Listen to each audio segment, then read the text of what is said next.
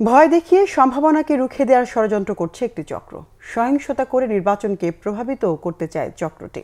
স্বাধীনতা বিরোধীরাই বর্তমানে আবারও সক্রিয় হয়ে উঠেছে, তাই সকল সহিংসতা থেকে দূরে থেকে সকল ষড়যন্ত্র রুখে দেবে বিএনপি। বিকেলে শহীদ বুদ্ধিজীবী দিবসের আলোচনা সভায় এসব কথা বলেন দলটির নেতারা। মোবাশ্বের আহমেদের রিপোর্ট। শহীদ বুদ্ধিজীবী দিবস উপলক্ষে রবিবার বিকেলে রাজধানীর রমনা ইঞ্জিনিয়ার্স ইনস্টিটিউশনে বিএনপি আয়োজিত আলোচনা সভায় যোগ দেন দলটির কেন্দ্রীয় নেতারা। বক্তব্যে শহীদদের কথা স্মরণ করেন তারা। 14ই ডিসেম্বরের শহীদ বুদ্ধিজীবীদের প্রতি শ্রদ্ধা জানাই।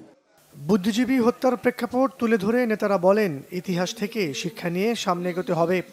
পাকিস্তানিরা বুদ্ধিজীবীদের হত্যা করেছে এদেশের দোসরদের মাধ্যমে, কিন্তু বিগত আওয়ামী লীগের শাসন আমলে, ফ্যাসিস্টদের শাসন আমলে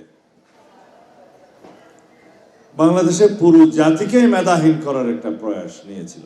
আওয়ামী লীগ যেটা করেছে সেটা হচ্ছে বিনাশ, আমরা যেটা করতে চাই সেটা হচ্ছে বিকাশ, বিকশিত বাংলাদেশ, বুদ্ধিভিত্তিক বাংলাদেশ, আগামীর বাংলাদেশ। পাকিস্তানিরা সারা বছর বাংলাদেশের জনগণকে যুদ্ধের নামে হত্যা করেছে,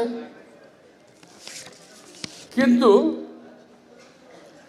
তারা কোনো বুদ্ধিজীবীর গায়ে কিন্তু হাত দেয় নাই। ওই সময়ে 14 তারিখে একটা বিশেষ দিন বেছে নিল আল বদর রাজাকার বাহিনী, ওরা আল বদর রাজাকার আল শামস এরা, এবং বেছে বেছে এই দেশের জ্ঞানী গুণী ব্যক্তিদেরকে তারা হত্যা করলো। অভ্যুত্থান পরবর্তী সময়ে সম্ভাবনার নতুন দ্বার উন্মোচন হয়েছে, তাই গণতন্ত্র পুনরুদ্ধারে যারা লড়াই করেছেন তাদের হত্যার চেষ্টা করা হচ্ছে বলেও মনে করেন তারা। যারা ষড়যন্ত্র করে তাদের ষড়যন্ত্রের জবাব দেব, তাদের ষড়যন্ত্রকে ব্যর্থ করে দেওয়ার মাধ্যমে। যে উদ্দেশ্যে তারা ষড়যন্ত্র করে সেই উদ্দেশ্যকে ব্যর্থ করে দেওয়ার মাধ্যমে।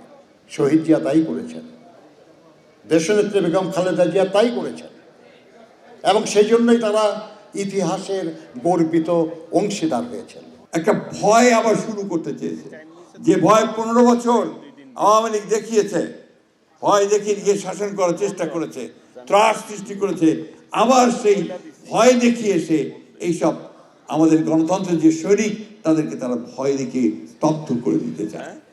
শত্রুদের ষড়যন্ত্র দেশের মানুষ বারবারের মতো নটশট করে দেবে বলেও মনে করেন বিএনপি নেতারা। সবার